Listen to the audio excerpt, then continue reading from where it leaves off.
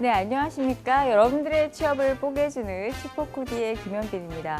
오늘도 저와 같이 금융기업을 분석해 보도록 하겠는데요. 여러분들의 취업에 좀 더 많은 정보를 드리기 위해서 기업을 좀 더 낱낱이 세 분이 분석해 보도록 하겠습니다. 자, 오늘은 많은 분들이 궁금해 하시기도 하고 또 가고 싶어 하기도 하지만 어렵고 힘들고 많이 알려져 있는 A매치라고 부르는 수출입 은행에 대해서 한번 알아보는 시간을 갖도록 하겠습니다. 더 엑스포트 임포트 뱅크 오브 코리아라고 해서 보통 캡심이라고도 얘기를 많이 하는데요. 여러분들 그런 이제 특수은행이나 국책은행들에 대한 그 업무가 어떤 것인지 좀 이해가 부족한 경우가 많은데 단순히 나는 이제 은행 쪽에 지원할 거야 이런 업무를 하진 않아요라고 하지만 실제 은행에 가서 기업 관련 업무라든가 개인 관련 업무를 한다고 하시더라도 이런 금융 공기업들과 상당히 많은 부분 연관되어 있는 것을 업무를 하시다 보면 아실 수가 있을 것입니다. 뭐 여러분들 전에 제가 이제 한국은행도 한번 했었는데요. 은행의 은행인 중앙은행, 한국은행이 사실은 은행에 있어서 모든 기반의 중심이 되는 거기 때문에 한국은행 하나만 이해를 한다고 해도 은행이라는 것이 아니면 금융이라는 것이 이렇게 돌아가고 있구나 하는데 이해가 굉장히 빨라질 수가 있고요. 실제로 경영학과나 경제학과의 과목 중에서 금융제도의 이해라는 그러한 과목이 있는데 아마 들으신 분들도 잘 기억은 못 하시겠지만 거기에 있어서의 금융 인프라에 있어서 이런 금융 그 공기업들의 역할들이 상당히 많은 부분 내용으로 나와 있습니다. 그래서 이런 부분만 잘 이해하셔도 은행 쪽에 지원하시는 데 있어서 어떤 그런 질문이라든가 아니면 자소서 쓰는 데 있어서 도움을 많이 받을 수가 있고요. 실제로 또 시험도 많이 보기 때문에 직무에 대한 이해에 있어서 연관이 되어 있어서 여러분들 이런 부분 좀 이해를 하고 가셨으면 좋겠고요. 특히 한국수출입은행에 있어서 우리나라의 수출에 있어서 굉장히 중요한 부분의 핵심이 돼 있고 지원을 하는 은행이기 때문에 한국수출입은행이 어떻게 어떤 방식으로 어느 부서에서 지원을 하게 되고 또 그다음에 해외에 있어서의 그런 원조 금융에 있어서는 어떤 업무를 구체적으로 하는가에 대해서 한 번쯤은 알아보시는 것이 여러분들 취업에 많은 도움이 되실 거라고 생각을 합니다. 자, 그러면 먼저 회사 개요에 대해서 간단하게 알아보도록 하겠습니다. 그 회사 개요는요, 수출입은행 이걸 보면은 내용을 들어가서 보시면은 수출입과 해외 투자 및 해외 자원 개발에 필요한 금융을 공유한다고 나와 있고요. 그래서 국민 경제의 이제 건전한 발전과 대외 경제 협력을 추진한다고 나와 있는데 보통 그래서 이제 그 한국수출입은행법에 의해서 공적 수출 신용 기관이라고 해서 ECA라는 게 ECA라고 부르고요.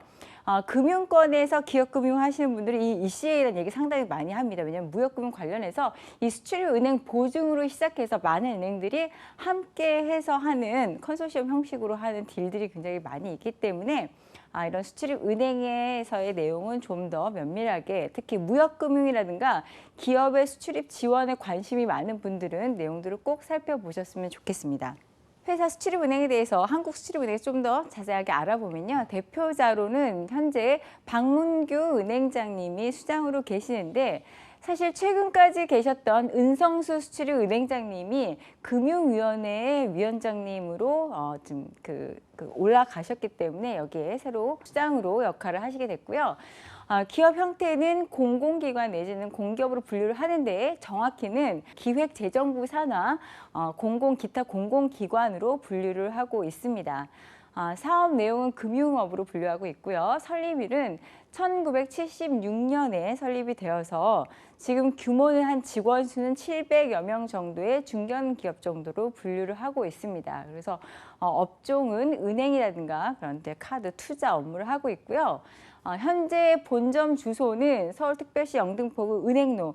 은행로 여기 가시면요, 여러분들 잘 가보신 분들은 아시겠지만 한국수출입은행, 산업은행, 금융감독원 다 해서 자리 잡고 있고 그 옆에 국민은행 본점이 자리를 잡고 있습니다.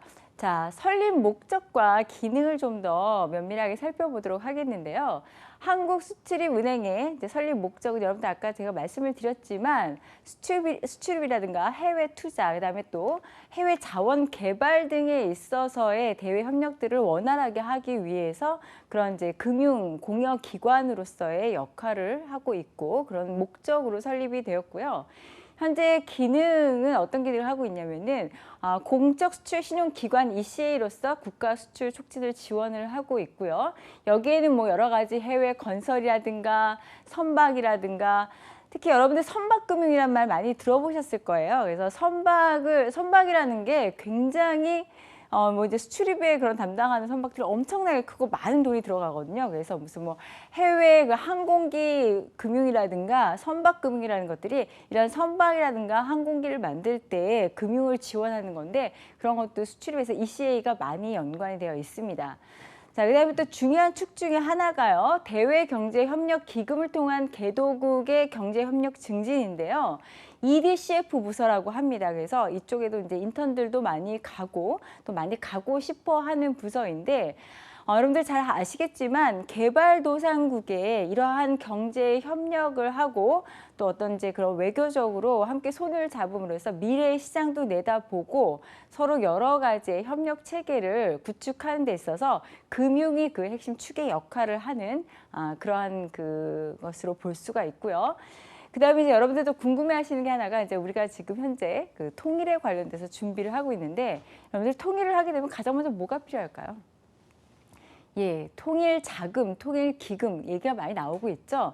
금융이 굉장히 중요한 역할을 하게 될 것입니다. 아마 여러분들 아시겠지만 그 남북 경제 협력이 좀 원활히 되고 있었을 때 우리나라 은행이 또 북한에 들어가기도 했고 지금 현재 다시 협력을 하게 되고 북한이 경제 그런 제재가 풀리면 어느 은행이 먼저 들어가서 이런 협력의 기반을 금융으로서 닦느냐라는 얘기가 굉장히 많이 나오고 있는데요. 여기에 수출입은행이 또 중요한 역할을 하고 있습니다. 그래서 남북협력기금 부서가 그 RKCF라고 해서 그래서 통일 기반 그 조성에 기여를 하고 있습니다. 그래서 여러 가지 뭐 지원이라든가 그다음에 여기 이제 북한의 조선무역은행과 함께 청산 결제를 담당을 할 것으로 이제 은행이 지정이 되어 있는데 앞으로 이러한 이제 북한에 우리가 통일이 되면은 거기에 뭐 건설업이라든가 아니면 또 인프라 구축이라든가 그런 거에 있어서 많은 돈이 들어갈 거고 그 외에도 여러 가지 어떤 이제 거기에 그 생산 단지라든가 그런 것들이 많이 설립이 될 것을 지금 예상하고 있고 또 그런 것들이 우리나라 경제에 있어서 많은 활력을 줄 것으로 기대를 하고 있습니다. 여러분들 이제 경제 협력에 있어서의 그 사람들을 파견하고 또 이러한 기술을 어떤 전이시켜주고 또 거기에 어떤 생산단지를 만드는 것도 굉장히 중요한데요. 우리의 입장에서 보면은 현재 뭐 우리가 생산단지를 중국에도 설립하고 동남아에도 설립하는데 여러분들 아시다시피 물류 비용에 있어서는 북한에 설립하는 거를 따라갈 수가 없습니다. 워낙 가깝고 육로로도 가능하고요. 게다가 북한 사람들은 우리나라 사람들은 말이 통하고 언어에 있어서 장벽이 없죠. 근데 지금 현재 임금도 굉장히 낮은 임금이기 때문에 우리에게 있어서는 사실 어떻게 보면 생산단지를 설립해서 경제적 효과를 볼 수 있는 가장 기대되는 곳 중에 하나입니다. 그래서 좀 더 빨리 이런 어떤 정치적 이슈나 그런 문제들이 해결돼서 또 미국과 양국 어떤 이제 강대국들 간의 그런 것들이 해결돼서 여기에 빨리 협력을 할 수 있는 계기가 마련이 되고 또 금융기관들이 거기에 있어서의 어떤 기초적인 역할을 좀 빨리 닦아주기를 바라는 마음입니다. 자, 주요 업무를 한번 살펴보도록 하겠습니다. 자, 주요 업무는요. 선박, 플랜트 등 그 자본재나 IT 등 첨단 기술 산업의 수출 금융을 현재 지원을 하고 있고요. 그래서 우리나라는 또 수출 그런 그 국가이니만큼 이러한 관련 산업에 종사하는 그런 그 기업이라든가 아니면 그러한 산업 분야에 있어서 지원이 굉장히 잘 돼 있는 편입니다. 그래서 무역보험공사와 더불어서 수출입은행이 그런 역할을 많이 해주고 있고요. 그다음에 해외 투자 자금이라든가 외국 현지 법인의 사업 자금 및 해외 자원 개발 금융 지원을 하고 있습니다. 우리나라가 외국으로 이제 기업들이 나가서 거기서 현지에서 자금 조달이 필요한 경우가 상당히 많습니다. 근데 우리나라는 아직까지 일반 그런 우리나라의 4대 시중은행이 해외 나가 있는 그런 기업들까지의 금융 지원에 있어서는 여러 가지로 기법도 그렇고 현재 인프라나 그런 것들이 열악한 상태이기 때문에요. 그러한 역할의 많은 부분을 수출입은행이 직접 담당을 하고 있지만 사실 이런 것들은 좀 어느 정도는 벗어나서 일반 은행들도 많이 할 수 있는 상황이 되는 것이 좀 더 바람직한 방향이 아닌가 생각을 합니다. 또 더불어서 주요 업무가 이제 개발도상국 경제개발 원조 사업에 대한 심사라든지 차관 공여 계약 체결하는 거, 그다음에 자금 집행 및 사후 관리를 하는 건데요. 여러분들 우리가 예전에는 차관을 받았던 나라죠. 지금 현재 이제 차관을 이렇게 주면서 이렇게 우리나라의 수익을 올리는 부분도 될 수 있고 또 미래의 주요 시장을 개척하는 데 있어서의 역할을 하고 있습니다. 그다음에 이제 공적 개발 원조 정책 방향을 연구를 하고 있고요. 여러분들 그 은행에서 이러한 역할을 하는 것도 많지만 경제연구소를 만드는 거는요. 금융에 있어서 굉장히 다양한 기법들이 있습니다. 그래서 뭐 수출입금융, 정책금융, 농업금융 그러한 부분들이 해외에서는 굉장히 다양하게 기법들이 발달이 되어 있거든요. 그래서 그러한 방향을 연구해서 적절하게 그때그때 맞게끔 하는 것도 되게 중요한 핵심 역할이고요. 그다음에 이러한 개발도상국을 도움으로 해서 자원이 많지 않은 나라다 보니까 자원을 확보하는 면에 있어서도 주요한 축의 역할을 하고 있습니다. 또 그다음에 이제 유무상 지원 사업에 대한 심사라든지 자금 집행 및 사후 관리를 하고 있고요. 그다음에 북한의 조선무역은행과 함께 청산결제, 전담은행 역할을 하고 있습니다. 자, 수출입은행의 핵심 가치를 한번 보도록 하겠는데요. 고객의 오랜 친구로 함께 하겠다고 나와 있는데 더 넓은 세계에서 든든한 디딤돌이 되고 그다음에 변함없는 믿음으로 고객 성장의 가치를 더하겠다고 하는데 제가 예전에 한번 여러분들께 말씀을 드렸는지 모르겠는데 금융에 있어서는 금융산업 자체가 조력산업이라는 걸 여러분들께 한번 강조한 적이 있었는데요. 조력산업이라는 거는 그 산업 자체만 발달하는 것이 의미가 없고 다른 기업이나 다른 산업을 도와줌으로 해서 같이 성장하는 것이 의미가 있기 때문에 단순히 의미가 있는 것뿐만 아니라 너무나 자체적인 금융업의 수익만을 추구했다가는 금융 위기를 초래하는 그런 위험에 노출되어 있습니다. 그래서 이러한 항상 동반 상생 그런 것들의 가치를 굉장히 강조하는 그런 비전이라든가 그런 미션들이 많이 나와 있습니다. 미션은요. 대외 협력 증진을 통해서 국민 경제의 건전한 발전에 이바지한다라는 것이 나와 있고요. 그다음에 비전 같은 경우에는 We Finance Global Korea라고 해서 수은인으로서 금융 전문가가 되고 능동적으로 해외 시장을 개척한다는 것이 되어 있는데요. 여러분들 이러한 해외 시장을 개척하는 데 있어서 한국수출입은행은 금융에 특화돼서 할 수 있는 거고요. 뭐 코트라라든지 여러 군데 그런 우리 공기업들이 나가서 해외 시장의 개척에 있어서 기초를 닦음과 동시에 또 이제 기업들이 할 수 있는 기반적인 제반 업무들을 다 지원하는 데 있어서의 역할을 담당을 하고 있습니다. 자, 여기에 전략 목표 및 과제는요. 이제 뭐 계속해서 이제 반복되는 얘기인데요. 글로벌 금융 전문 기관과 그다음에 시장 보안 안전망이라든가 지금 글로벌 개발 협력 파트너 관계라든가 그다음에 이제 대북 협력에 있어서의 그런 이제 기초가 되는 금융기관으로서 역할을 하겠다라는 부분이 나와 있습니다.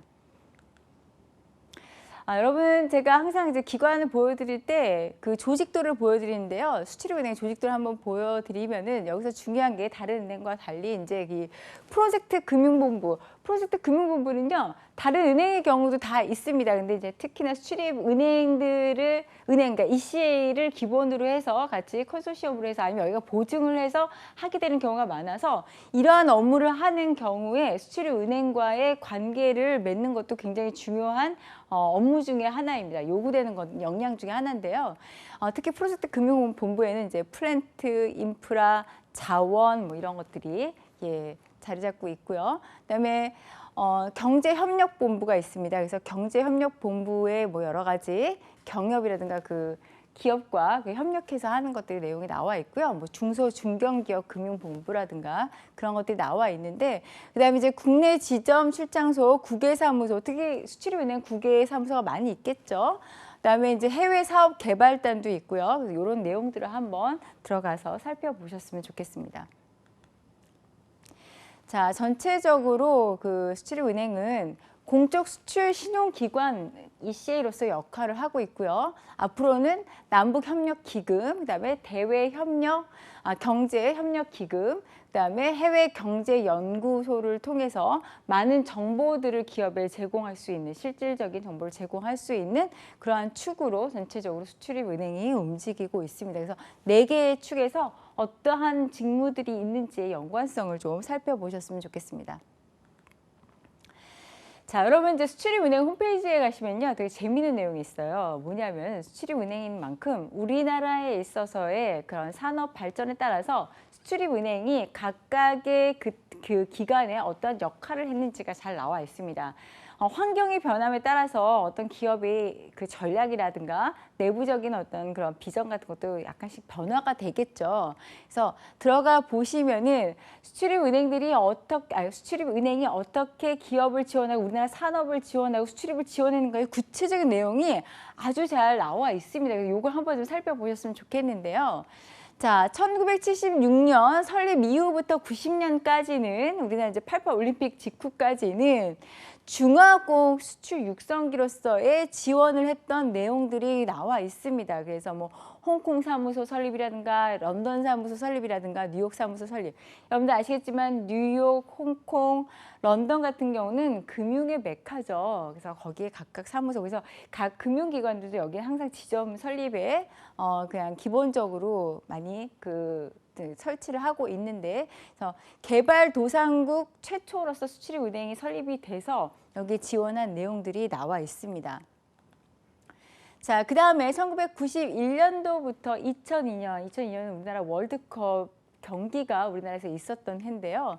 자, 그때까지는 이제 국제거래금융지원 전문기관으로서 이제 전체적으로 변화했던 시기입니다. 그래서 이제 그 해외 사무소도 확장을 하고 좀 더 그 수출입은행의 여러 가지 역할을 공고히 하기 위해서 여러 지역적으로나 내실적으로 그걸 쌓아갔던 시기라고 볼 수가 있고요. 그 다음에 2003년부터 현재까지는 국제거래지원 핵심 은행으로서 우리가 앞서 나가는 그러한 역할을 하기 위해서 여러 가지 일들을 업무를 처리하고 있는 것을 보실 수가 있습니다. 그래서 요거 들어가셔서 내용 한번 보시고요. 그 한국수출입은행의 채용 부분에 있어서 여러분들 좀 궁금해하시는 부분이 많아서 내용을 좀 갖고 왔는데요. 채용 인원은 올해 같은 경우 한 30여 명 정도 뽑았고, 이러한 산업은행, 한국은행이라든가 예금보험공사, 소위 말하는 A매치라고 하는 국가 공기업들, 금융 관련 공기업들이 뽑는 인원 규모는 100명이 채 되지 않고요. 항상 그 한 60명에서 적게는 한 10명 정도를 매해 뽑고 있습니다. 뽑는 분야는요, 경영, 경제, IT, 그다음에 이제 공학 계열을 일부 뽑고 있는데요. 공기업이니만큼 직무 설명서가 잘 나와 있고 블라인드 채용을 하기 때문에 여러분들 NCS로 해서 이 내용들이 굉장히 자세하게 설명이 되어 있습니다. 그래서 들어가서 어떤 분야의 어떤 직무에 있어서 채용을 하고 이 직무가 어떤 업무를 하는 것인지 구체적인 내용을 살펴보실 수가 있습니다. 여기 나와 있듯이 블라인드 채용이니까 학력무관이라고 나와 있죠. 자, 보시면요. 지역 전문가 이제 전체 공통으로 뽑고요. 그 다음에 그 외에 지역 전문가를 뽑고 청년 인턴 수료자를 뽑고 공학 계열을 뽑습니다. 공학 계열은 이제 자원 개발이라든가 인프라 쪽에 있어서 투여할 인력들인데요. 여러분 그 수출입은행이라든가 산업은행들은 매 인턴을 뽑는데 인턴 같은 경우에 그냥 인턴이 아니라 채용형 인턴으로 뽑는 경우가 많습니다. 그래서 아시다시피 이 인턴 채용만 해도 경쟁률이 어마어마하고 많은 학생들이 지원을 하고 있고, 또 이 경험을 통해서 다른 은행에 있어서 지원을 할 때도 어떻게 보면 약간은 그 점수를 좀 받을 수 있는 부분이 있는데요. 청년 인턴 수료자만 또 따로 뽑는 전형이 있습니다. 그래서 청년 인턴 같은 경우에는요, 여러분들 놀랍게도 아까 EDCF 같은 데에 그 배치가 되시면은 본인이 희망하거나 아니면 거기에서 경제 협력을 지금 하고 있는 지역의 지역 전문가로 파견을 하게 됩니다. 굉장히 좋은 기회죠. 6개월 인턴 하는 동안 해외에 가실 수 있는, 그것도 은행에서 이제 보내줘서 지역 전문가들을 양성하기 위해서 수출입은행이 직접 그런 노력을 하고 있습니다. 그래서 좋은 기회가 될 수 있으니까 한번 관심이 있는 분들은 예, 이게 어렵다고만 생각하시지 말고 한번 도전해 보시고요. 도전하는 것이 아름답습니다. 그리고 도전을 하다 보면은 준비를 많이 하게 돼서 아, 이렇게 준비를 하면 되겠구나 하고 다른 은행에 대한 기회도 많이 알아볼 수가 있기 때문에 제가 보기에는 굉장히 의미 있는 도전이 아닌가 생각이 듭니다. 그래서 요거 한번 살펴보시고요. 자, 뽑는 기본적으로 이제 그 서류 전형은 NCS 기반으로 지원서를 작성을 하게 됩니다. 그래서 여러분들이 전공이라든가 학교가 중요한 것이 아니라 어떠한 과목을, 연관 과목을 수강했는가, 그래서 이 업무를 할 수 있는가에 대한 기초 지식을 검증하게 되고요. 그다음에 필기 전형이 있는데 올해 제가 보기에는 A매치 시험들이 굉장히 어려웠다고 하는데 예, 최근에 좀 채용 비리에 대한 내용이 많아지다 보니까 NCS가 조금 난이도가 좀 높아지고 있는 부분이 있는 것 같습니다. 근데 뭐 어려운 건 한 사람만 어려운 게 아니라 다 어려운 거니까요. 그다음에 이제 면접 전형에서 1차, 2차 하는데 1차 같은 경우에는 이제 NCS 기반 직무 역량 평가를 하고 영어 활용 능력을 반드시 하게 됩니다. 아시다시피 해외 업무와 대외 협력 업무가 많다 보니까 언어가 굉장히 중요한 역할을 하게 되겠죠. 다른 은행보다.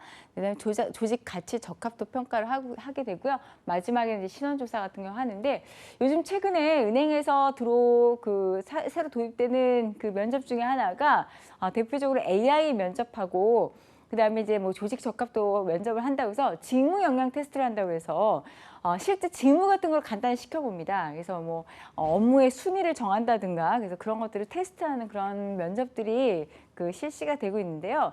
제가 예전에 어느 은행 이제 면접관을 들어가 보니까 AI 면접 결과를 보고서 같이 그것을 비교해서 보게 되어 있는데 여러분들 그 AI 면접 결과가 약간 인성 테스트하고 비슷해요. 그래서 인적성 검사에도 그 이제 일관성 같은 것들을 보게 되거든요. 이 사람이 이제 성실하게 이걸 임했느냐, 그다음에 첫 번째 질문과 뒤에 질문에 어느 정도 일치하느냐. 이게 무슨 얘기냐면요.